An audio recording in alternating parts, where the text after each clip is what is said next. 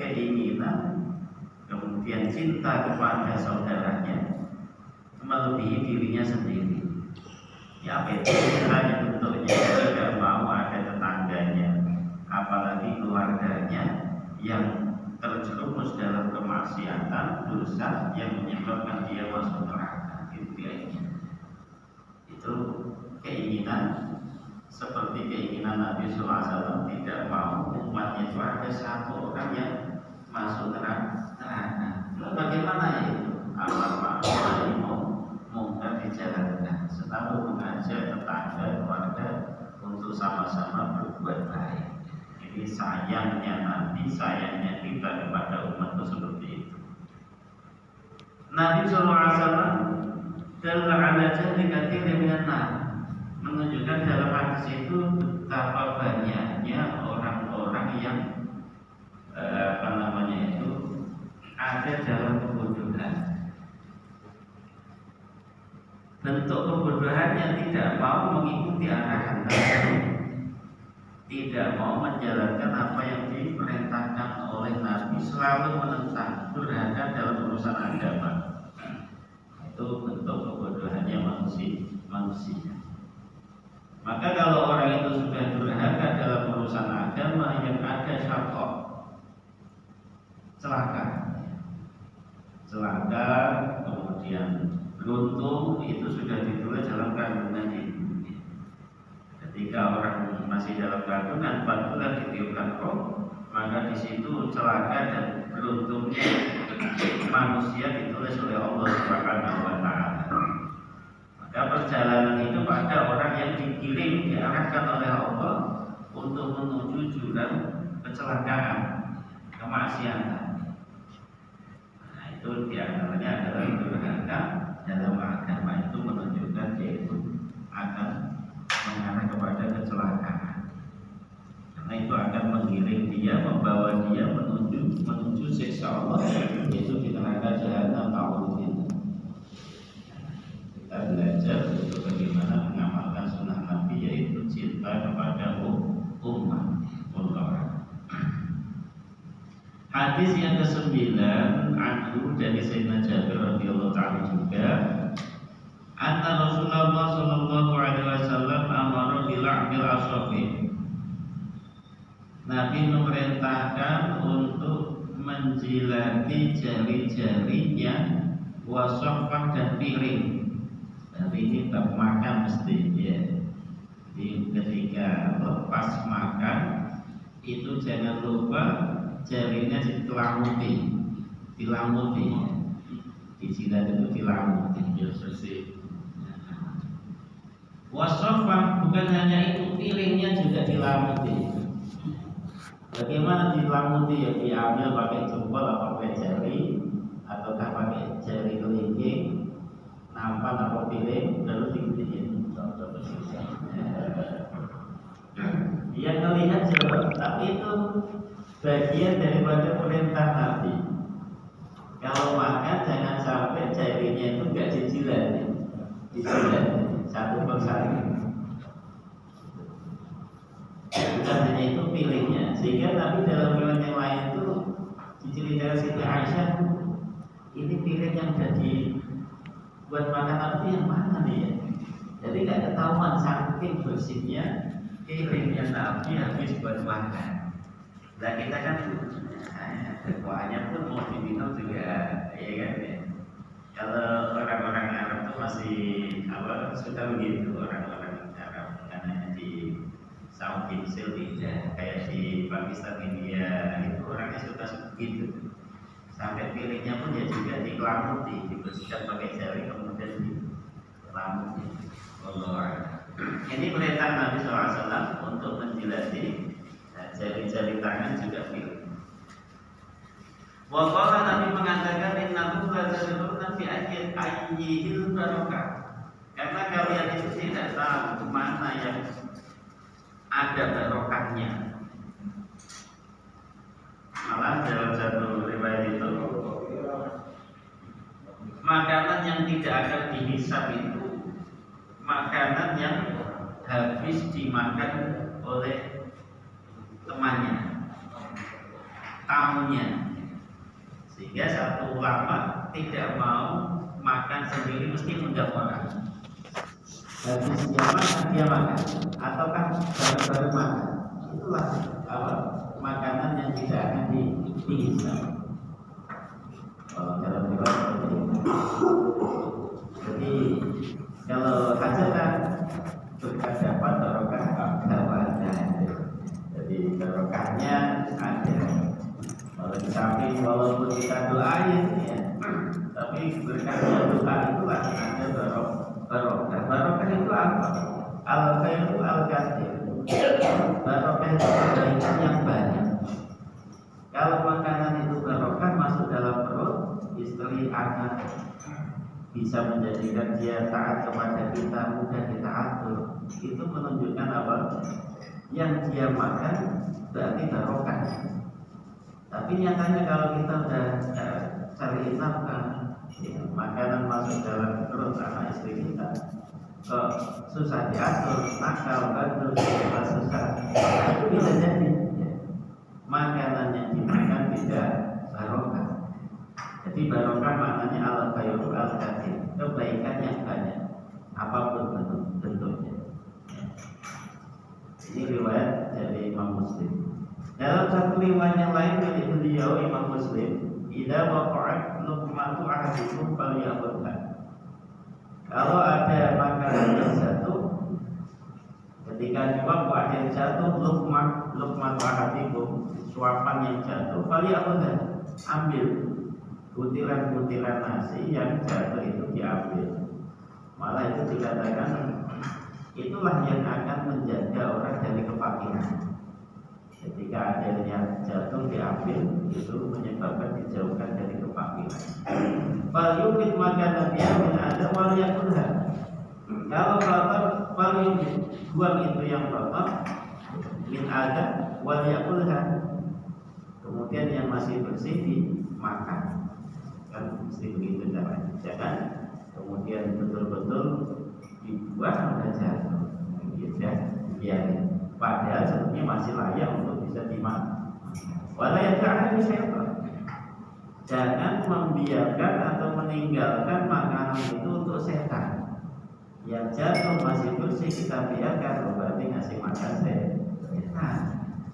Ataukah disisain di keringnya, itu berarti tinggalkan makanan untuk setan. Wala yamsahiyatu bil mindil hatta yal'aqal subi'ah. Dan jangan mengelap tangannya pakai tisu. Hatta yal'aqal subi'ah, kalau belum dijilati. Nah, kalau belum dicuci tangannya, jangan dilap pakai tisu. Sunahnya dilamuti dulu, baru dilap pakai tisu, nggak apa-apa. Nggak cuci tangan umpama males, harus jalan ke sono. Jadi harusnya kalau habis makan tuh airnya cuci tangannya di sini, ada wadahnya gitu kan. Jadi orang nggak males ke sono, karena males akhirnya nggak cuci tangan, gitu kan. Sehingga harus pakai lap. Belum dilamuti tidak dilap. Nah itu nggak sunnah. Sunnahnya itu dilamuti dulu, baru dilap pakai tisu atau lap tangan mungkin itu. Fa'innahu la yadri fi ayyi tu'ami al-barakah, karena dia tidak tahu mana yang ada barokahnya. Satu butir nasi yang nempel di jari itu yang dia makan bisa jadi. Maka dihabisin semuanya, dibersihin, jangan sampai meninggalkan untuk saya. Dalam riwayat yang lain juga Imam Muslim bin Syaitan yang ahadakum min kulli syai'in insanihi. Setan itu selalu hadir dalam segala apapun yang kita lakukan. Dimanapun setan selalu ada, menyertai kita. Pakai baju ikut pakai baju, makan ikut makan, jalan ikut jalan, ngaji ikut ngaji. Iya kan? Jadi kalau umpama ngaji ngantuk nggak apa-apa ya, emang ditemani setan. Iya kan? Jadi hadir dalam apapun keadaan kita. Hatta yang berlalu jatuh amin, sampai kita makan pun ditemani Ini tunggu nih kalau nggak baca doa habisin nanti makannya. Setan tuh kan pokoknya udah waspada sampai nggak baca doa baru pakai bajunya, tak pakai bajunya. Faedah sahabat dalam riwayat lain, kenapa setannya orang kafir kurus banget? Apa gebuk-gebuk? Karena ketika dia berbuat apapun nggak ada bismillahnya, sehingga senang setannya orang kafir bergebuk-gebuk. Ketika lihat setannya orang mukmin, kamu kok terus merenteng kasihan kamu? Karena saya tuh udah dikasih makan, pakai baju bismillah, makan bismillah, kemanapun jalan berdiri bismillah, sehingga nggak dapat jatah makan dia. Sehingga dibaca ketahui itu setan yang ada dalam dirinya orang beriman sangat kurus, kasihan banget. Maka kalau kita itu bisa menguruskan setan, mestinya setan tuh males, memakro. Kalau yang kita kalau lapar ngomong males ya. Setan kalau lapar menggoda males. Males. Jadi kalau setan punya ada dalam dirinya orang beriman kurus. Faidah sahabat min ahadikum Allah mafaliyumin. Maka ketika ada yang jatuh suapan kalian, faliyumin, bersihkan maka nabiya bin Adam. Kotorannya kamu bersihkan, wal faliyakul makan yang masih bersih, wala yadahan di syaitan. Jangan sampai meninggalkan untuk saya. Apa yang hadis ini terbitan dari Nabi untuk kita selaku manusia membiasakan melamuti jari kita, piring kita yang sudah habis buat makan. Itu kalau santri udah biasa, apalagi bekas sisanya Pak Yai bahwa agak dibiarkan itu masih ada rebut itu. Di kamar kalau malam itu ya, ada sisa-sisa nasi dinampar, dipilih aja rebutan duluan ya. Masuk kamar sini, masuk kamar cari sisa nasi. Kalau ada digoreng, digoreng. Padahal itu sisa dipilih-pilih, dikumpulin digoreng, enak. Udah jadi nasi goreng main aja. Itu barokah itu barokah. Malah kata Nabi suruh mukmin dawa. Nasi bekas makanan saudara kita yang beriman itu menjadi obat. Maka orang-orang Arab pun membiasakan ketika sakit undang orang makan bareng, sisanya diambil buat obat. Karena kata Nabi suruh mukmin dawa. Sisa makanan orang beriman itu adalah obat. Kalau mau sembuh dari penyakit, kalau lagi sakit, undang temannya satu, walaupun aja makan bareng, sisanya kebun buat obat. Nah, itu lebih mujarab dari kapsul. Ya, kalau kita kan ngandalin kapsul, sakit ingatnya beli apotek ya gitu. Tapi lupa mengundang temannya makan, ambil sisa makanannya sebagai obat. Kata Nabi itu suruh mungkin sisa makanan orang beriman itu bisa menjadi obat. Wafi dari menghafal ala ni'mah, dan itu juga bentuk daripada menjaga nikmat Allah. Apa itu? Jangan sampai membiarkan tangannya itu gak dilamuti, pilihnya dilamuti. Itu bentuk menjaga dari nikmat Allah. Tidak membiarkan sia-sia begitu, tidak. Watakala lebih tawaduk, dan itu juga merupakan sikap tawaduknya seseorang, rendah diri. Wafi yulqi fudulai ta'am, sebaliknya membuang lebihan makanan itu ada unsur menghina nikmat Allah, meremehkan nikmat Allah, sombong. Nanamnya aja 4 bulan baru panen, tinggal makan kok disia-siain. Kadang-kadang kan nggak mikir sampai sekolah ya. Malah sampai ulama itu nggak berani makan kalau nggak tutup aurat. Makan ya harus pakai yang sopan begini, dalam rangka mengagungkan zat yang memberi nikmat. Sampai seperti itu. Kalau kita makan sehat, seperti makan gitu kan, pakai luncit nggak pakai kaos ya, nggak apa-apa, biasa aja gitu. Tapi kalau kita mau sopan kepada Allah, bahkan sampai makan pun seakan harus dalam keadaan suci. menghargai, menghormati, ta'zim dengan Allah Subhanahu wa taala. Karena kita diberi nikmat bisa makan nikmat Allah. Agama wa ala arti ba'da taklisihi minal wasa dan tidak kata taklisihi. Jadi kalau jatuh kita makan, kalau memang masih layak. Kalau jatuh di najis ya udah nggak layak diambil lagi. Kalau memang jatuh di tempat yang bersih, pakai sutra, biasanya itu ada alas untuk makan. Seperti ini makan di sini kasih alas sutra, bahasanya orang Arab. Sutra itu ya styrofoam atau apa namanya itu, plastik yang dibuka kayak dibina. Maka itu kan kalau mau buka suka buka plastik itu kan, nah, itu namanya sutra. Nah, ketika makanan kita di atas itu dimakan jatuh pasti nggak kotor, ya kan? Udah begitu habis buka langsung digulung masukin sampah, ya kan? Begitu.